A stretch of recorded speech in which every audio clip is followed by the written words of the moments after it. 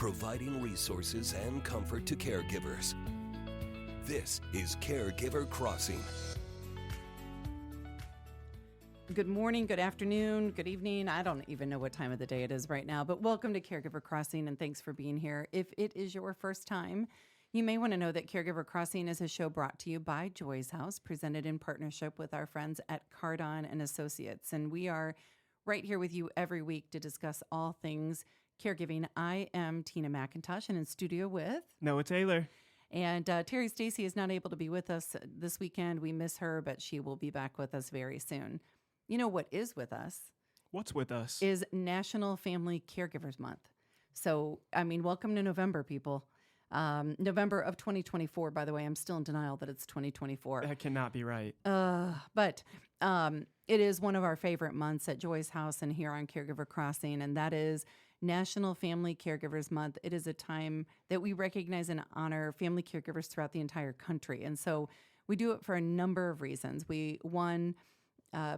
Collectively, I say we as a big we, right? Collective we. Yeah, correct. The big we. Yeah. Want to raise awareness of family caregiver issues. We want to celebrate each of you as family caregivers. We want to educate family caregivers, particularly about self-identification, which let's hold on to that one. I want to talk about that one a little bit more. And then increase support for family caregivers and reduce feelings of isolation. And y'all, that one is huge. That's sticking out like a sore thumb. It is. Yeah. We've talked about it before in the show, but it's worth saying again that in the Indiana State of Aging report that came out not too long ago, about more than 30% of people responding who identified as caregivers said that they have thought about suicide within the last 30 days. Not acceptable. No, that's way too high of a number. Right? And we hear families say it all the time, like, I feel like I'm the only one going through it, and nobody understands, and I don't know where to turn for support. And we want you to turn here. Yeah. We're here for you. Yeah. And so you can get a hold of us, anytime at Joy's House. You can email me directly at tina@joyshouse.org. You are not alone. And at the same time, Noah and I know we will never say to you, we know exactly what you're going through. Because there's absolutely no way. I don't have it. I might have an idea, but there's no way I know exactly what you're going through. Right? Every person is so different. I go back to, caring for my dad before he passed away. My brother and sister and I were in it together, and we didn't know exactly what the other one was going through. Yeah, even what your own family members are going through. Yeah. How would you? So do you want to know my best advice when somebody says, like, oh, this is how we did it, or, I know exactly? I always say, I'm really glad that worked out for you. Mm-hmm. And not in a snarky way. Like, I'm really glad that worked for your family. That does seem appropriate. It worked for your family. Maybe I'll try it, but maybe who's I won't. to say? Yeah, exactly. Exactly. Yeah. But so we just want you to know you are absolutely not alone. And let's talk about self-identification. I know, Noah, you know a bit about this. And why does it matter that a caregiver understands they're a caregiver, in addition to being a spouse or a partner or a child or whatever? Yeah, so self-identifying as a caregiver is really, really critical in a few various settings to ensure that the care recipient and the caregiver receive the appropriate support they need. So I've kind of gathered some key areas where self-identification as a caregiver really, really matters. So the first one here is at your loved one's doctor's office. It's important just so you can participate fully in the care. Yeah. Okay. So let's talk about this. So self-identifying as a family caregiver means I'm not just coming in as the daughter.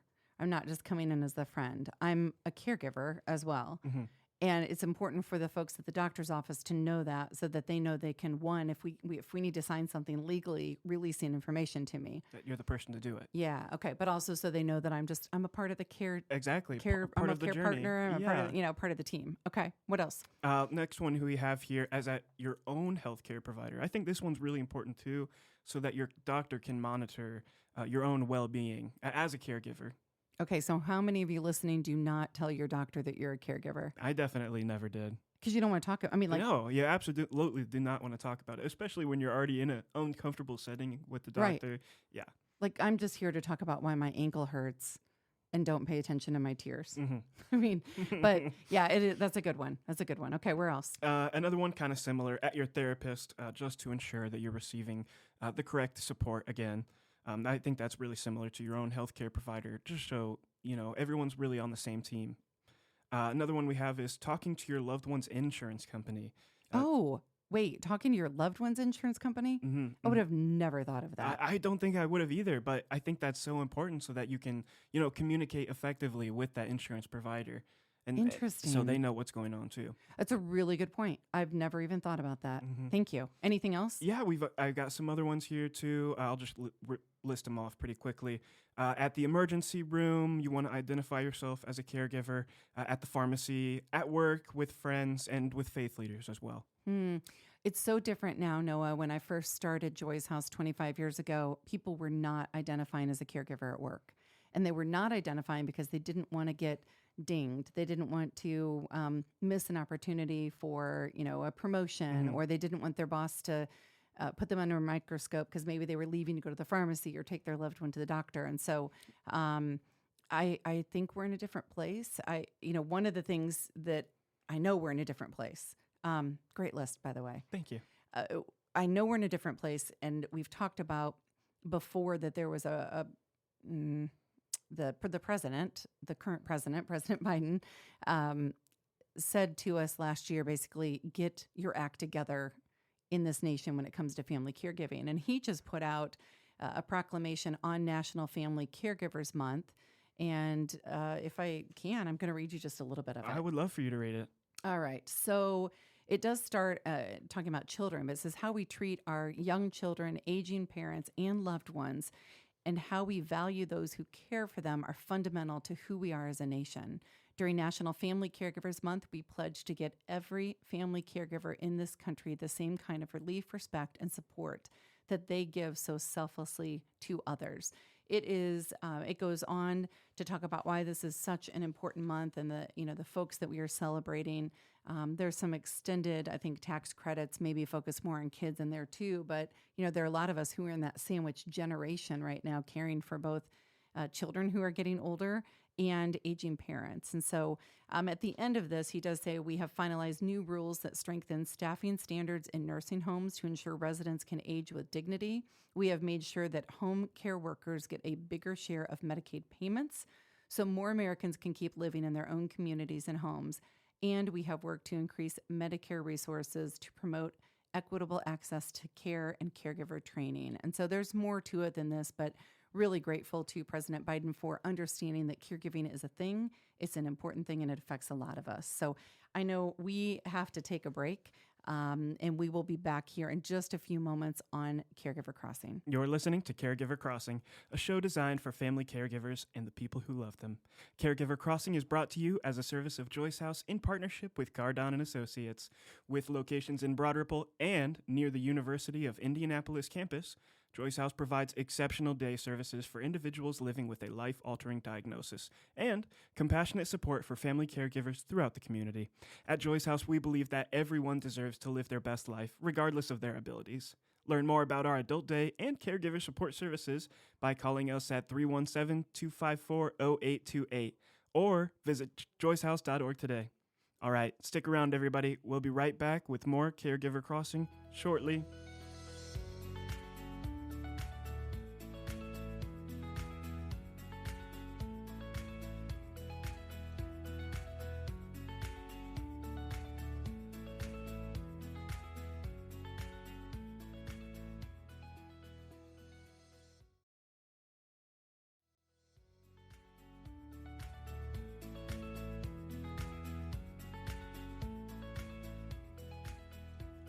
Welcome back to Caregiver Crossing. I'm Tina McIntosh, and I am in studio with our producer, Noah. Hello. And we're really happy to have two guests with us today. Daron Day, who is the Chief Operating Officer of Workforce Chaplains. If you don't know of them, you're going to be really happy to hear about them today. And then we've got Margo Ward with us too, and she's one of their dedicated chaplains. And so they both bring this great experience in supporting caregivers through leadership roles and being actively involved with them. And so we're just really, really happy to have like the heart and the soul of Workforce Chaplains here with us and this team that's committed to uplifting those for whom they care. So Daron, hello to you. Hi. Hi, everybody. Margo. Hi. I understand that Daron did not inform you of the questions before we came into the mics here. He did not. So she's just going with it. Yeah. Right on a whim. We got this.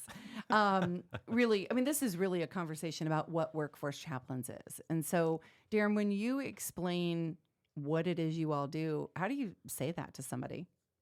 Well, we oftentimes start with is a motto we sort of stole with permission from the YMCA: love, serve, care. We got a good friend, Josh Easton, over there that looks after the chaplaincy program. And one of the things that we start with is that our goal is to love, serve, and care for, in our case, since we're in the workplace, your employees and their families. And then when we serve within the workforce, a lot of caregivers, we would say to the caregivers, it's a love, serve, and care. To explain what a chaplain is, I think to put it simply, it's that third-party, non-judgmental friend that loves you unconditionally, will go the extra mile. And in terms of the relationship, you have the power to lead, but they have the power to help. So we listen, we're a listening ear. And again, going back to we love, serve, and care for the needs. So let's make this very practical. You all have a partnership with Joy's House, where Noah and I work. Who, Joy's House, Caregiver Crossing. The show is a venture of Joy's House, and your chaplains have made a huge difference for some of our coworkers and for us. So, what does that look like? Y'all come through the front door. We tackle you with hugs. You often have snacks, right? Like I love when your chaplains come in with their goodie bags. And the real heart of it, like what happens when somebody comes through those doors then? Well, our hope is they make a friendship. Yeah. So the model is to make a friend and then be a friend through life, the ups and downs, and then, just be there for that person. So hopefully friendship. And sometimes that starts with a measure of goodwill, of benevolent gifts. And so our chaplains do, and that's part of what we invested. Hey, bring gifts for the team and find out what they love and like. And that's how a lot of people, it's a love language, I think, gifts, right? It is. Absolutely. So we try to lean into that and show that.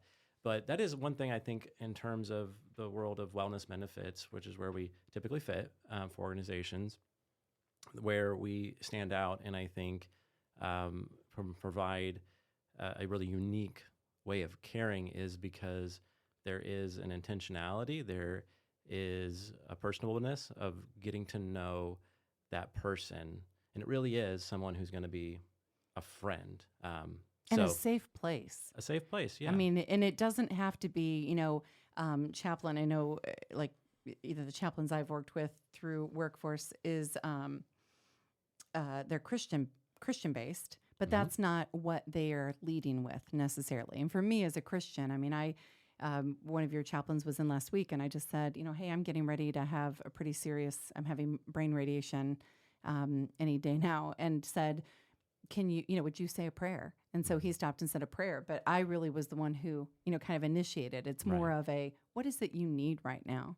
Yeah. And what's going on in your life? So I think they do such a great job of being that friend and being that listening ear and a support system that sometimes as coworkers or bosses, we can't always do the way we want.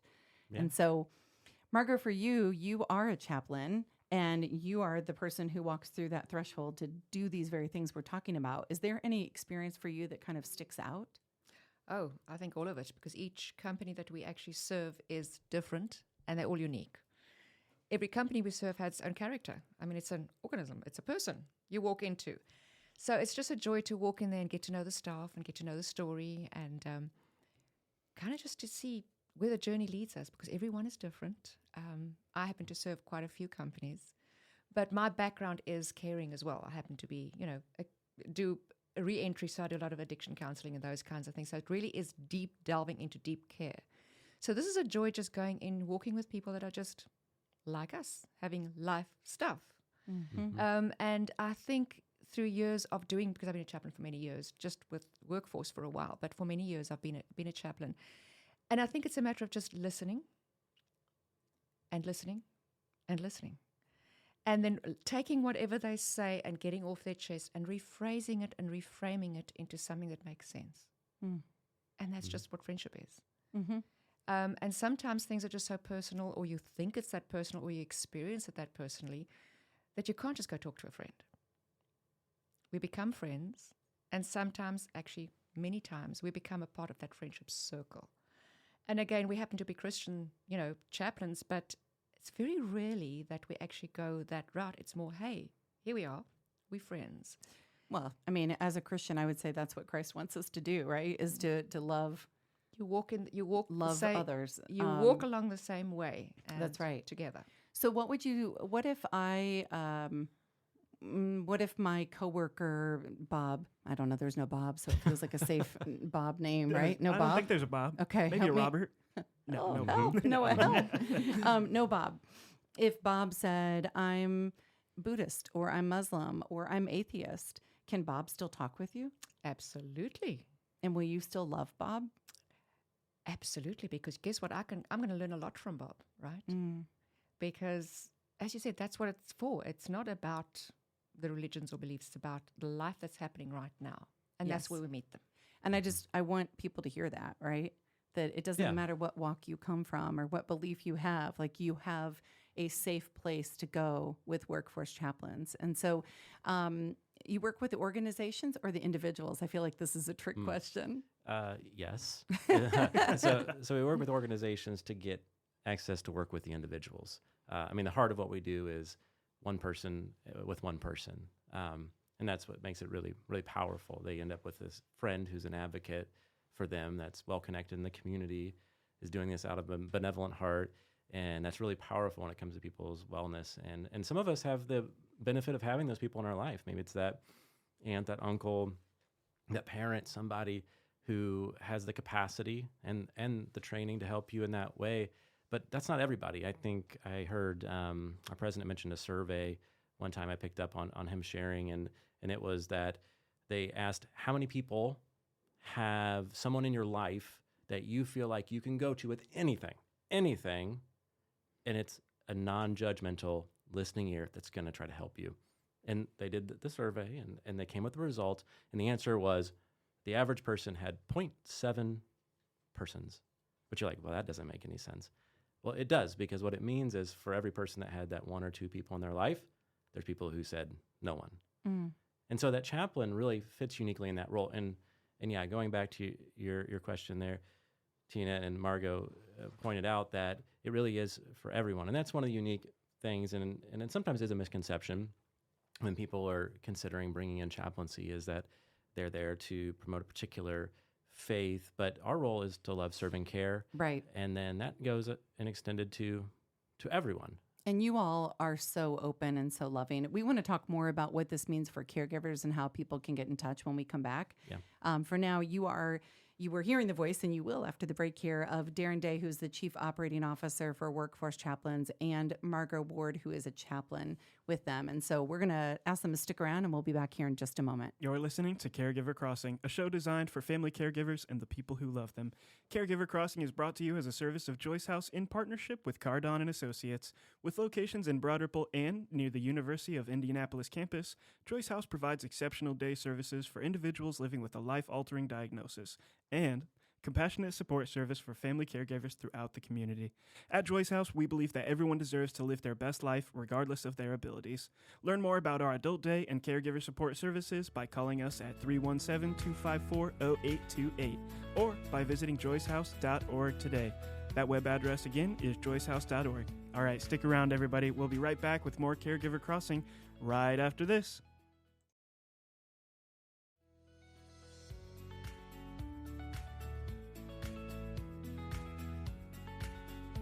Welcome back to Caregiver Crossing. Again, I am Tina McIntosh. I'm in studio with our producer, Noah Taylor. Hello. And then we've got Daron Day, and we've got Margo Ward with us from Workforce Chaplains. And we were talking before the break about really what Workforce Chaplains does. Asked about, do you work for the organization or the individuals? And the answer is yes. Really hired by the organization to work with the individuals. How does family caregiving, knowing that this is a radio show for family caregivers, how does family caregiving play into that?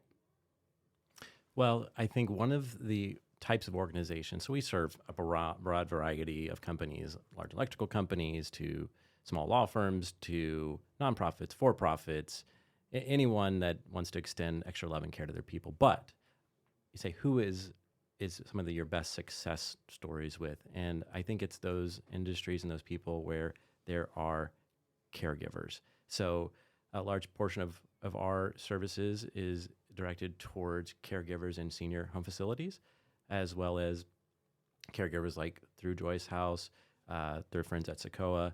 And so one of the things I think... So it's more of the paid caregivers when we're talking about that. But the reality is when you're working with individuals, 1 in 3 of us is statistically a family caregiver. So you probably get both, right? Yes. But yeah, so the paid caregivers, my goodness, I mean, we are at such risk for compassion fatigue and burnout. I would imagine that comes up a lot for you all. Right.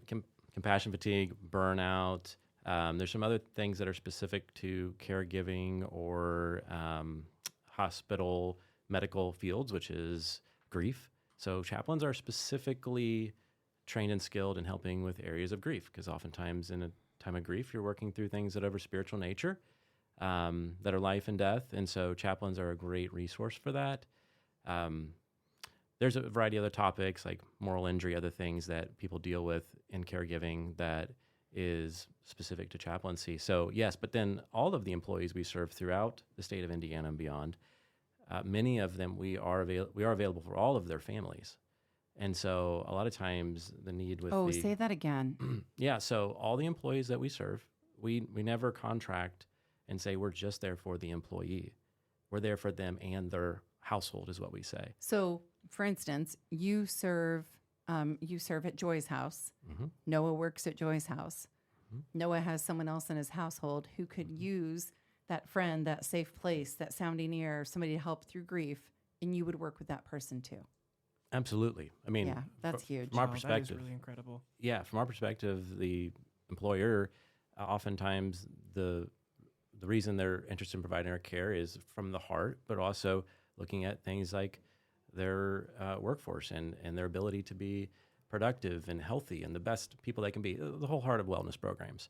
And we know that's oftentimes directly correlated to what's happening in their household. So if we can provide care for someone in someone's household, maybe that actually is really what the need is. That's incredible. Mm-hmm. So if someone is listening and they think, well, I want this. I want Margo to come and be my friend and be my safe place and, help me through this time by listening and listening and listening. Can someone call you individually? Do they have to go to their employer? Like, how does that work? Yeah. So one way, like, since we're on this podcast and I don't know if the people out there are connected to us through their employer or organization, our website, workforcechaplains.com, there's an 800 number, there's a prayer line. I mean, just send us a note. There are people that monitor that, that get that, and we'll figure it out for them individually. But conceptually, typically what I would say is to talk to their employer or their organizational lead. Maybe that's HR, maybe that's a director or a board member, and bring up the idea of chaplaincy. And then we're all over the state, and we love to meet and talk about the vision of, hey, how do we get this access of chaplain care to our team, to our organization, and then specifically to caregivers. Workforcechaplains.com, is that what you said? Mm-hmm. Workforcechaplains.com. So perfect. You are hearing the voice of Daron Day, who's the COO for Workforce Chaplains, and then also Margo Ward, who is a chaplain. I'd like to know, Margo, from you, what advice would you give somebody who wants to seek a relationship with a chaplain but doesn't know how to go about it, other than go to workforcechaplains.com and talk with your employer? What advice would you give that person? I would say, first of all, it is a good decision because we all have stuff. And there's always somebody that really cares. And sometimes we have a hesitancy to say, oh, I can sort this out myself. I can do this myself. No, we can't. We need people. People need people.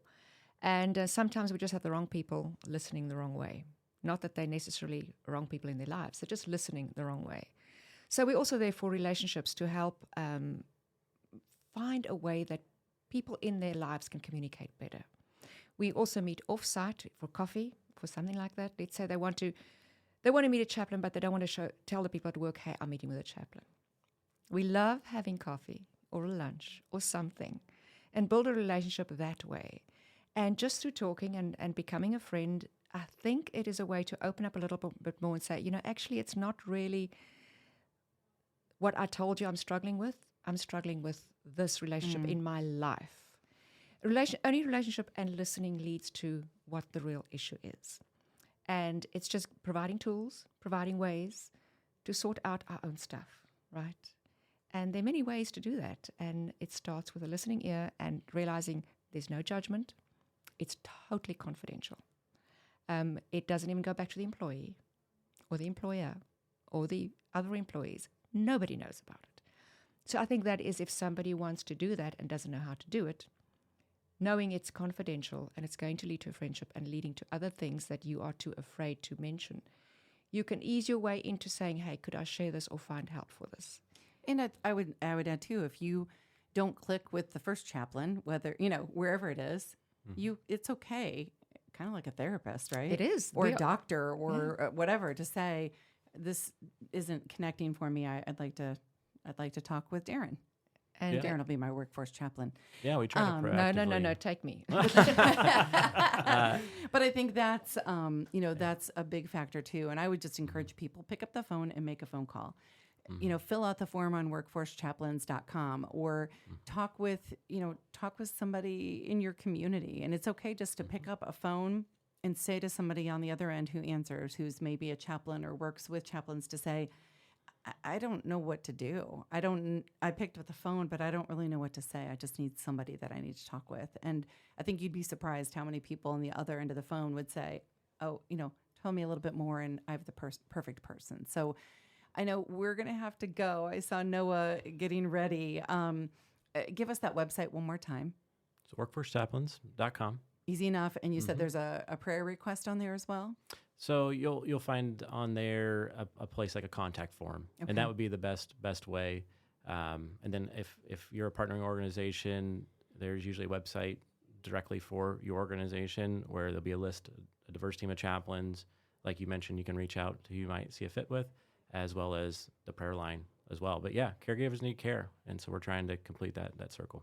Thank you for everything that you do and your coworkers, and tell them all from Joy's House we say hello. You're listening to Caregiver Crossing, a show designed for family caregivers and the people who love them. Caregiver Crossing is brought to you by Joy's House in partnership with Daron and Associates. With 20 communities owned, operated, or managed in the Midwest and more than 40 years of senior living experience, Daron and Associates provides residents with the best senior living options and personalized service. Visit cardon.us for more information and to find a community near you. All right, stay put, everybody. We'll be right back with more Caregiver Crossing right after the break.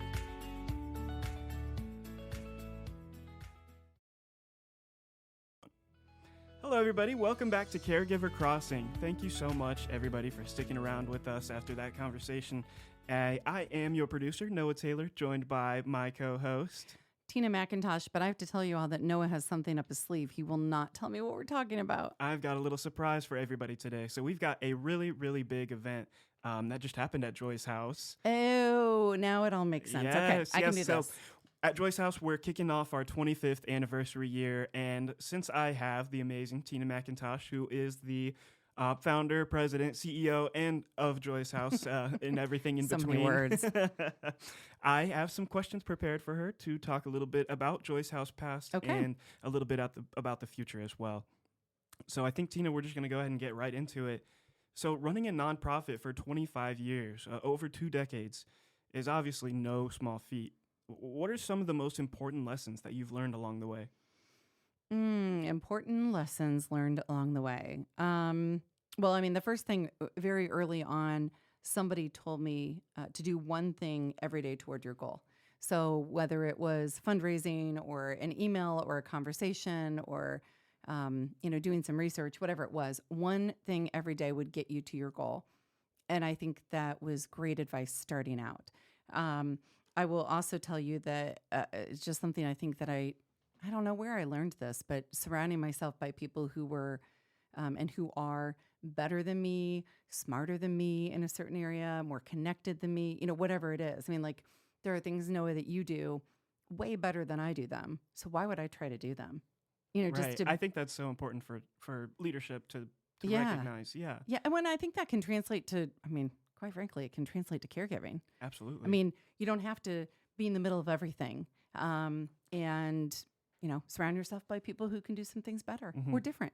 Yeah, I think those are probably the biggest things. And maybe the other one is to love people where they are and for who they've been their entire lives. I mean, we've had thousands of people come through Joyce House as guests, and we might see them later in their diagnoses, but the reality is they're still them.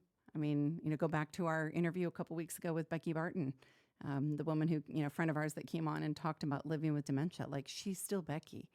And so if you haven't heard that one, go find it on joycehouse.org because it's fantastic. It's a good one. It's a really good one. But yeah, so I think that's it. Yeah, I think that's wonderful. What do you think has allowed Joyce House to stay so strong and continue to grow for these 25 years? And second part to this question, how has the community played a supporting role? The community's been great. I mean, since the beginning. There's just such a need. And unfortunately, the need continues for both our adult day service, for our caregiver programs. And so the need, we wouldn't be here if there wasn't a need for what we're doing. Very we true. wouldn't be here without the kindness and generosity and involvement of the community. The other things that have allowed us to keep going is when we have a culture here that's just, we're very professional and we're talking about people in their lives and their loved ones. And we're also very informal at the same time. And so there's a magic in our culture at Joyce House that works really well. And we're innovative. We'll show up. I always say, I personally, my motto for me is I will do something if I'm the best person or the only person. And Joyce House has really adapted that model too. If we're the best ones or the only ones to do something that's needed within our mission, Of course. we will do it. Yeah. And the next question here, looking back, what do you think is the most meaningful change you've seen at Joyce House since it first opened? The most meaningful change. The culture has stayed the same the whole time. The most meaningful change is probably in the beginning, Noah, we didn't have, as the saying goes, I think it is like, we didn't have two pennies to rub together. We didn't have anything. I mean, and we didn't have a reputation. We didn't have, a history, and we just didn't have any money. Now, I don't mean that to sound like, oh, we're flush now. Like, we don't have money, but we can pay payroll and we can keep the lights on, and we would take your donation at any time at joycehouse.org. I mean, we live on the generosity and the kindness of the community. But in the beginning, it was scary.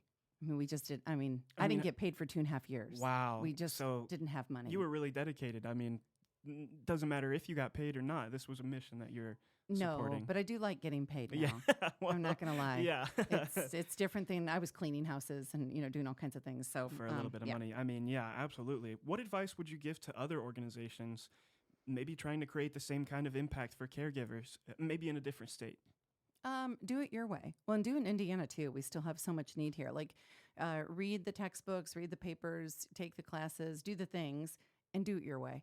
And your way might not always be what you read in a textbook, and that's okay. I think that's absolutely okay because, like we were talking about earlier, everybody's so different. Yes. It needs to be done your own way. Yep. All right. Well, I've got one more question here for you, Tina. What can supporters of Joyce House look forward to in the next 25 years? I'm so tired. That question, I'm like, can we say 5? Yeah, 25 is a long time. A quarter century of being around is a long time, but we've got big things coming. And so at the top of the year, we are going to be bringing in a president of Joyce House. Her name is Maggie Blake. She is your current boss and will continue on as such, but to run the operations of the organization. And then I will get to move into CEO. And so that does 2 things. One, that allows us to focus on our day-to-day care and the things that we've always done so well, and just make sure we're doing each of those things exceptionally. Because as you all know, when you get spread too thin, it gets very complicated. And that's where I've been for a number of years, probably since COVID. And I think as staff, we all have been to a certain degree. And so the other part of that is we want to look at these caregiver programs like Visit caregiverway.com that we've created. How can we help shape what family caregiving looks like in the state of Indiana and maybe beyond, and how we are aging well in the state of Indiana? So taking the governor's multi-sector plan and some of these other things, BOLD initiative and some things that are in place in our state will be put in place at the top of the year, and figuring out how do we do the things that need to be done Mm-hmm. with the people who are smarter and better and more connected in other areas. So it doesn't mean Joy's House has all the answers or does all the things. We need all of our friends in aging to be a part of that, to make it Absolutely. great. And so that's a huge focus for us at the top of the year. Well, it sounds like there's so many exciting things for supporters of Joy's House to look forward to. Yeah. So, I mean, really, if you want to be a part, if you're looking for, you want to be a part of these efforts, or you have ideas for the show, things like that, of course, or if you're looking for an end of the year donation, and I really mean that, like, I don't mean to sound so lighthearted when I say it, we need that. And you can email me at tina@joyshouse.org. If you want to make a donation, go to joyshouse.org directly and just click on, give, and we'll get you there. So I know we need to close out. We need to thank somebody before we go. Caregiver Crossing is supported by Daron and Associates, with 20 communities owned, operated, or managed in the Midwest, and more than 40 years of senior living experience. Daron and Associates provides residents with the best senior living options and personalized service. Until next time, take good care of each other.